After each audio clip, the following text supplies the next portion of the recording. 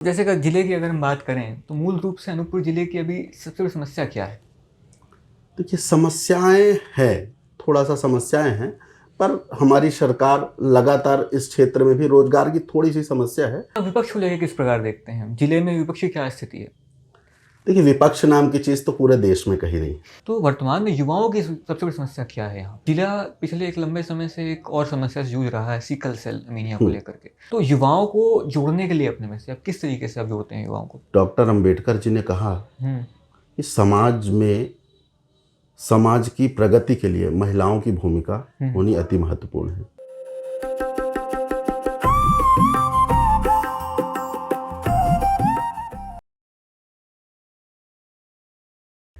नमस्कार, स्वागत है आप सभी का तथ्य टॉक्स की भी श्रृंखला संवाद में। मैं हूं हर्षित तिवारी और आज हमारी चर्चा एक बहुत ही गहन मुद्दे में एक बहुत ही गहन व्यक्ति के साथ होने वाली है। व्यक्तित्व हैं जयदही नगर परिषद के उपाध्यक्ष और अनूपपुर जिले के भारतीय जनता युवा मोर्चा के जिलाध्यक्ष माननीय रवि राठौर जी। रवि जी, बहुत बहुत स्वागत है आपका। धन्यवाद। कैसे हैं आप? बढ़िया एकदम। कैसे चल रहा है काम आपका? ठीक है, सब अच्छा है। अच्छा, दो तो दायित्व आपके पास हैं। एक तो पूरे जिले का आपका बीजेपी वाईएम का कार्यभार है, ऊपर से आप जयदही नगर परिषद के जिला उपाध्यक्ष भी हैं। तो दोनों दायित्वों के साथ अपने दिन की शुरुआत कैसे करते हैं आप? सब देखिए, दोनों दायित्व मेरे लिए एक समान है। जी।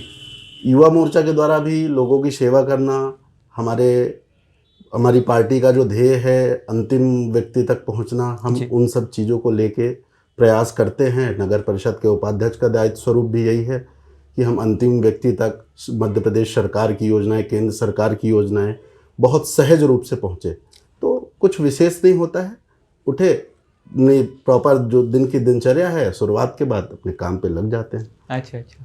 अच्छा, आमतौर में कभी भ्रमण पे निकलते हैं आप नगर पे, तो जब व्यक्ति आपसे मिलते हैं, लोग आम लोग आपसे मिलते हैं, तो पहली उनकी बात क्या होती है? शिकायतें होती हैं या उम्मीदें होती हैं? किस प्रकार से लोग बात करते हैं आप? कम्युनिकेट कैसे करते हैं आपसे? शिकायतें भी होती है, पर उनको उम्मीद होती है कि निश्चित ही हुँ। ये हमारा समाधान करेंगे। जी। इसलिए निश्चित ही उसी व्यक्ति से शिकायत करता है जिनसे उम्मीद होती है जी। कि हमारी बातों का समाधान करेगा, हमारी जो परेशानियां हैं उसको सॉल्व करेगा। इस उम्मीद से लोग चर्चा करते हैं और अपन कोशिश भी करते हैं कि उनके सारी समस्याओं का सहज रूप से समाधान हो।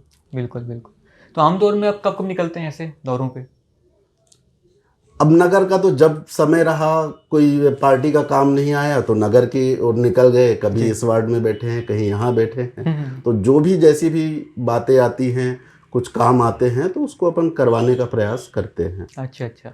और ऐसे 2 पद आपके पास हैं, एक नगर परिषद के उपाध्यक्ष का भी पद है आपके पास और जिला के अध्यक्ष का भी पद है आपके पास कि बीजेपी वाईएम के। तो दोनों में समन्वय कैसे बनाते हैं आप? दोनों का मैंने कहा तो अभी दोनों का काम एक ही है। हमारी भारतीय जनता पार्टी सिखाती है कि हमको लोगों तक कैसे सहज रूप से अपन पहुंच पाए। जी। तो हम युवा मोर्चा के माध्यम से अधिक युवाओं तक पहुंचना, उनको सरकार की योजनाओं के बारे में जानकारी देना, उनको अपनी पार्टी की विचारधारा से जोड़ना, ये काम है। उपाध्यक्ष के दायित्व स्वरूप भी यही काम होता है कि अपने वार्ड के लोगों की, नगर के लोगों की समस्याओं का समाधान करना। तो अपन वो कोशिश करते हैं कि समाधान हो। बहुत बढ़िया, फिर तो मतलब अच्छे काम चल रहे हैं आपके। हाँ, बस इस हाँ, हाँ, हाँ। अच्छा, और जैसे कि जिले की अगर हम बात करें तो मूल रूप से अनूपपुर जिले की अभी सबसे बड़ी समस्या क्या है? देखिए, समस्याएं हैं, थोड़ा-सा समस्याएं हैं, पर हमारी सरकार लगातार इस क्षेत्र में भी रोज़गार की थोड़ी-सी समस्या है। इस क्षेत्र में हमारी सरकार बहुत तेज़ी से लगी हुई है कि ये अनूपपुर जिले के युवाओं को, मध्य प्रदेश राज्य के युवाओं को, केंद्र सरकार पूरे भारत देश के युवाओं को रोजगार के लिए हमारी सरकार प्रतिबद्ध है और उसके लगातार प्रयास कर रही है। जैसे आने वाले समय में हमारे अभी अनूपपुर जिले में 4 पावर प्लांट विकसित हो रहे हैं। जी। एक अडानी जो बिजली क्षेत्र छतवई गांव में लग रहा है, एक आपका न्यू जोन इंडिया ये फुनगा रक्षा कुलमी के पास लग रहा है। हमारा जयतहरी का पावर प्लांट 1 यूनिट एक्सटेंड कर रहा है। चचाई का पावर प्लांट अमरकंटक ताप विद्युत ग्रह 1 यूनिट वो एक्सटेंड कर रहा है। तो निश्चित ही नए नए रोजगार के अवसर खुलेंगे और ज़्यादा से ज़्यादा युवाओं को रोजगार के अवसर प्रदान होंगे। अच्छा। अच्छा, ऐसे में आप विपक्ष को लेकर किस प्रकार देखते हैं? जिले में विपक्ष की क्या स्थिति है? देखिए, विपक्ष नाम की चीज़ तो पूरे देश में कहीं नहीं। जी। आप मध्य प्रदेश की बात करें, आप पूरे देश की बात करें तो विपक्ष नाम की कहीं कोई चीज़ है ही नहीं। इनके पास ना तो कोई मुद्दा है, ना तो नीति है, ना तो नीयत है। जी तो विपक्ष के पास कोई मुद्दा नहीं है, उनको तो सिर्फ राग अलापना है ईवीएम ईवीएम ईवीएम। जी जी जबकि ये जब चुनाव जीतते हैं तो कहीं कोई ईवीएम का दोष नहीं दिखता इनको।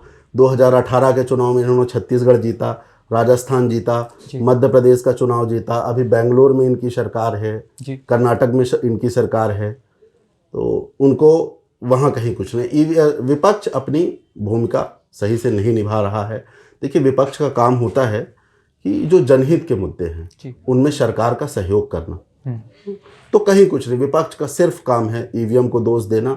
सरकार अच्छा काम करेगी तो भी सरकार को ही दोषी ठहराते हैं, और इन्होंने अपने कार्यकाल में क्या किया है वो जनता के सामने है।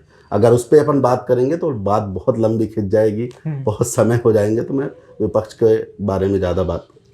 अच्छा चलिए ठीक है, अगले मुद्दे पे आते हैं अपन इस पे से। वर्तमान राजनीति में, भारतीय राजनीति कहें या मध्य प्रदेश राजनीति कहें, तो सबसे काबिल नेता आपको कौन लगता है? मुझे सबसे काबिल नेता तो मुझे देश के यशस्वी मेरे प्रधानमंत्री जी नरेंद्र मोदी जी लगते हैं। जी जी देखिए, उनकी कार्य करने की शैली, कार्य करने की क्षमता, निश्चित ही मुझे तो लगता है कभी कभार हम भी, जो हमारे प्रधानमंत्री जी अभी इस उम्र में 18 घंटे काम करते हैं, तो कभी कभार हम भी आकलन करते हैं कि हम भी उनके बराबर काम नहीं कर पा रहे। जी जी जी तो मेरे नेता तो हाँ, नरेंद्र मोदी जी। नरेंद्र मोदी जी। और एमपी में अगर देखा जाए तो एमपी में डॉक्टर मोहन यादव हैं मुख्यमंत्री जी हमारे, जी। जिनके लगातार प्रयास से एकदम बिल्कुल मध्य प्रदेश विकास के नए आयाम लिख रहा है। तो मोहन यादव जी भी लगातार अच्छा काम कर रहे हैं। अच्छा, नगरीय प्रशासन को लेकर कुछ बात बताएंगे? नगर में प्रशासन की क्या व्यवस्था रहती है? अच्छा है, अपने स्तर पे नगरीय प्रशासन भी लोगों की जन भावनाओं के अनुरूप काम करने का प्रयास करती है।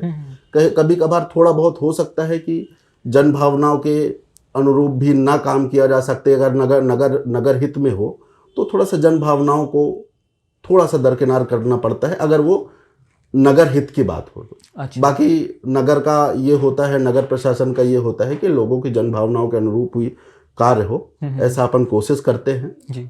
ऐसा हमारी नगर परिषद कोशिश करती है। अच्छा अच्छा अच्छा, एक चीज़ और है, मतलब एक क्वेश्चन थोड़ा सा मैं आउट ऑफ बॉक्स जाके पूछूंगा कि एक प्रश्न जो आम आदमी के मन में ऐसा आता है कि जैसे कि आप बीजेपी वाईएम के जिला अध्यक्ष हैं और जयदेव नगर परिषद के उपाध्यक्ष भी हैं, तो एग्जैक्ट इन पदों का रोल क्या होता है, काम क्या होता है? देखिए, युवा मोर्चा के माध्यम से हमारी भारतीय जनता पार्टी को है, भारतीय जनता पार्टी का जो लक्ष्य है कि हम लोगों के, जैसे हमारी भारतीय जनता पार्टी स्वयं ही दीनदयाल उपाध्याय जी के विचारों से चलने वाली पार्टी है। दीनदयाल उपाध्याय जी का वो है कि अंत्योदय तक पहुँचना। जी। तो निश्चित ही पार्टी का भी ये लक्ष्य है कि हम पार्टी के माध्यम से भी यही काम करते हैं, सरकार की योजनाएं जन जन तक पहुँचाना और लोगों की जितनी ज़्यादा से ज़्यादा सेवा कर सकते हैं, पार्टी के माध्यम से भी सेवा करने का ही काम करते हैं। हमारी पार्टी 24/7 काम करने वाली पार्टी है। कभी हमारी पार्टी घर नहीं बैठती, लगातार जनहित के मुद्दों पे बात करती है, जनहित के काम करती है। जितने सामाजिक कार्य हैं लगभग सबको प्रयास करती है कि उसको सामाजिक क्षेत्र में लाया जाए और ज़्यादा से ज़्यादा लोगों तक पहुँचाया जाए। अच्छा, और उपाध्यक्ष का कार्य क्या होता है मूल रूप से कहा जाएगा? उपाध्यक्ष का कार्य भी यही होता है, नगर के लोगों को हो रही समस्याएं उनको संज्ञान में लाना, उनका निराकरण करवाना। निश्चित यही होता है कि एक हमारे अंतिम पंक्ति में ही बैठा हुआ व्यक्ति है, बहुत ही अंत्योदय में बैठा हुआ व्यक्ति है, तो उसको जिस प्रकार की कुछ परेशानियां हैं उसको सॉल्व करना, वो सब करना उपाध्यक्ष का काम, नगर परिषद का काम भी यही है। अच्छा, पूरा मतलब आपस की समन्वय बना के रखना। हाँ, आपस में समन्वय। अच्छा, और अगर ऐसे देखा जाए तो आप अनूपपुर जिले के बीजेपी वाईएम के जिलाध्यक्ष भी हैं, तो वर्तमान में युवाओं की सबसे बड़ी समस्या क्या है? यहाँ पे युवा सबसे ज़्यादा किस चीज़ से जूझ रहे हैं?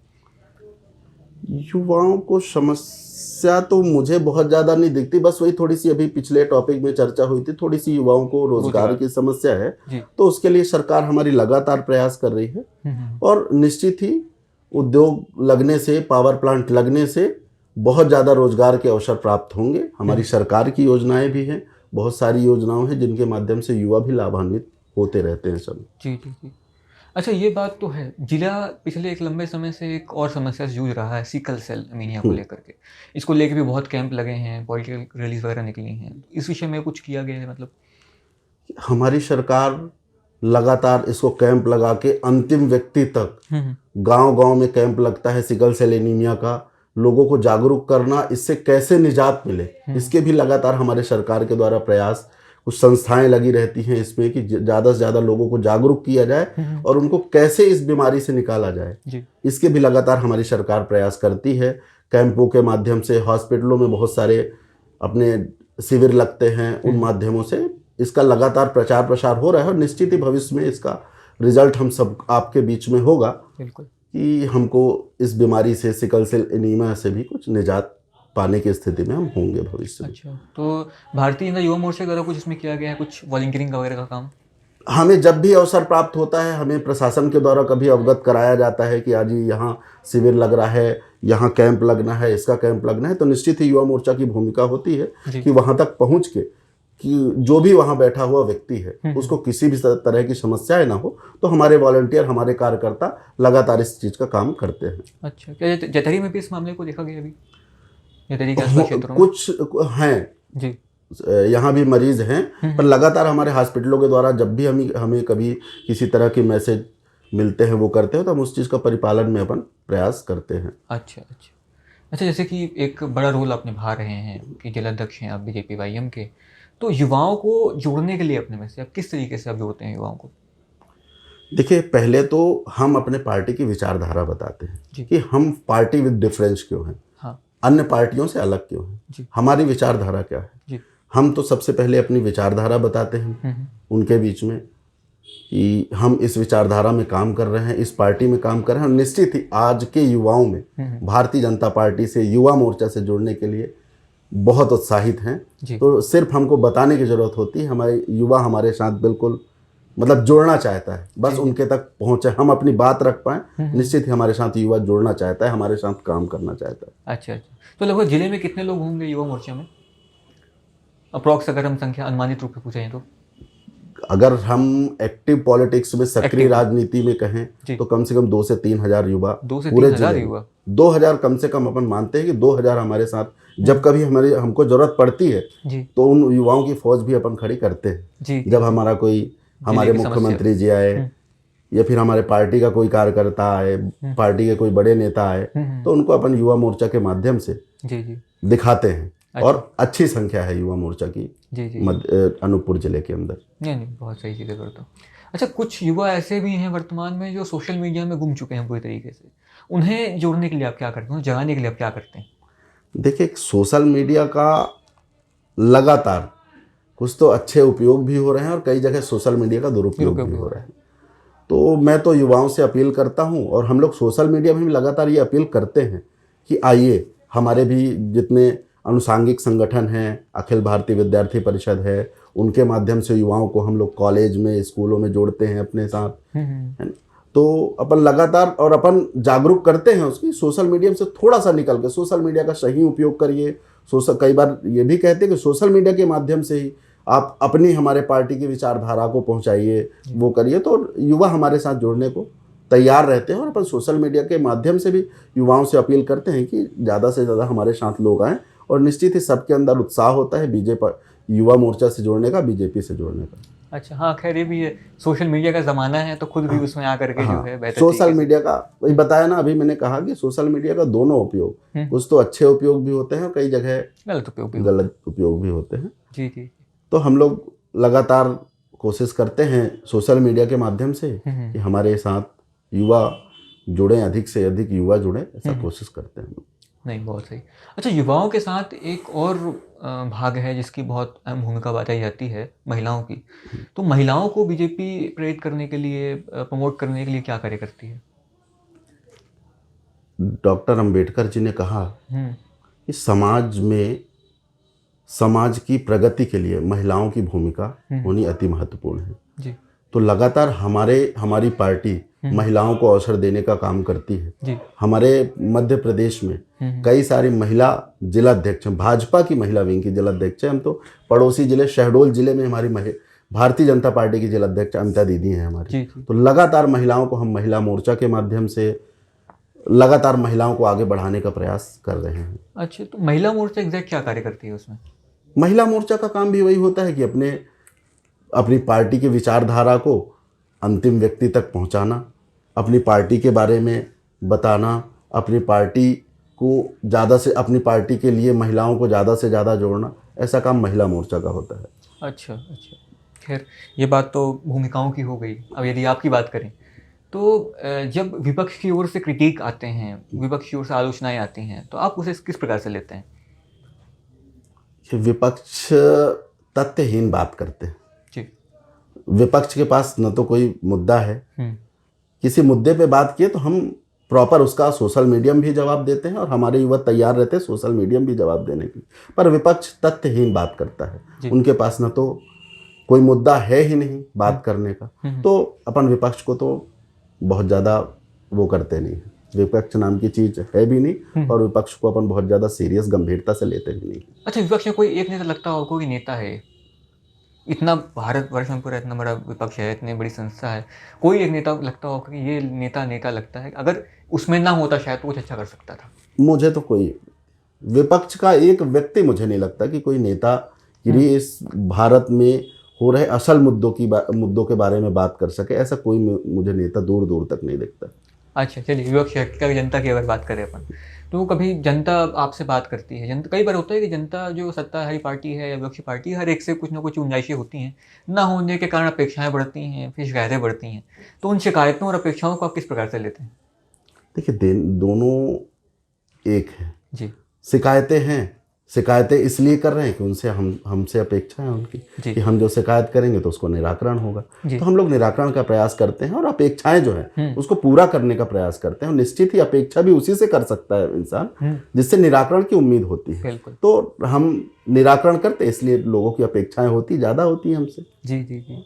और हम सत्ता पक्ष में भी हैं तो लोगों की ज़्यादा उम्मीदें हैं, उस चीज़ को अपन प्रयास भी करते हैं कि ज़्यादा से ज़्यादा उनकी परेशानियों को अपन सॉल्व कर सकें। अच्छा अच्छा अच्छा। तो अगले जो चुनाव अपने होने वाले हैं मध्य प्रदेश के विधानसभा के, उस चुनाव का किस प्रकार से देखते हैं, उसके लिए कोई रणनीति?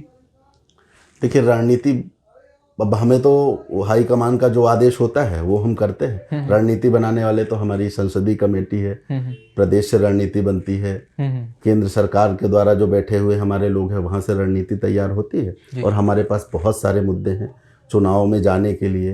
हम लगातार जनहित के काम कर रहे हैं, हमारी सरकार लगातार जनहित के काम कर रही है, लोगों को लाभ पहुंचाने का काम कर रही है, तो हमारे पास बहुत सारे मुद्दे होते हैं चुनाव में जाने के लिए और हमको जनता चुनती भी है लगातार, इसलिए हम लोग चुन के आ रहे हैं। हाँ, लंबे समय से। अच्छा, आपको कितना समय हो गया राजनीति में भी? मुझे लगभग मैंने 2008 में एक्टिव पॉलिटिक्स की शुरुआत की थी। अच्छा। युवा मोर्चा के माध्यम से जुड़ा था। उस समय से लगातार धीरे धीरे आज के डेट में मैं जहाँ बैठा हूँ वो मेरे लिए भी बड़ा वैसा विषय है कि मैं आज इस जगह पे हूँ जो हमको प्लेटफॉर्म मिला है बीजेपी का। मैं सदैव अपने वरिष्ठ नेताओं का आभारी रहूँगा कि जिन्होंने मुझे इस स्तर तक पहुँचाया है। अच्छा अच्छा। तो आपका क्या बैकग्राउंड में राजनीति में रहा है? पिता? मेरा दूर दूर तक कोई राजनीति में नहीं था। अच्छा। मैंने एक सामान्य परिवार की जिंदगी जी है। मेरे पापा किसान थे। अच्छा। मैं भी कुछ सालों के लिए रायपुर गया था अपनी पढ़ाई के लिए, उसके बाद फिर वापस यहाँ आके सरस्वती विद्यालय का छात्र हूँ। अच्छा। वहाँ से पढ़ के निकला हूँ, फिर धीरे धीरे सरस्वती विद्यालय में जुड़ना, मतलब वहाँ के संस्कार वो सब सारी चीज़ें तो भारतीय जनता पार्टी से मेल खाती हुई, तो लोगों को देखता था तो मुझे भी कभी बनता था क्या मैं ऐसा कभी बन पाऊँगा, पर मुझे ये प्लेटफॉर्म देने वाली भारतीय जनता पार्टी। वास्तव में कोई पार्टी है तो भारतीय जनता पार्टी है जो कभी भी किसी को कहीं से उठा के कहाँ बना दे, पर यह है कि काम करने वाली व्यक्ति। जी जी जी। आकलन करने वाले हमारी पार्टी में बहुत सारे आकलन करने वाले लोग हैं। आपके कामों की समीक्षा होती है, आपके कार्यों का आकलन होता है जी। आप कितने अनुशासित व्यक्ति हो, इन सब का आकलन करने वाली हमारी पार्टी है।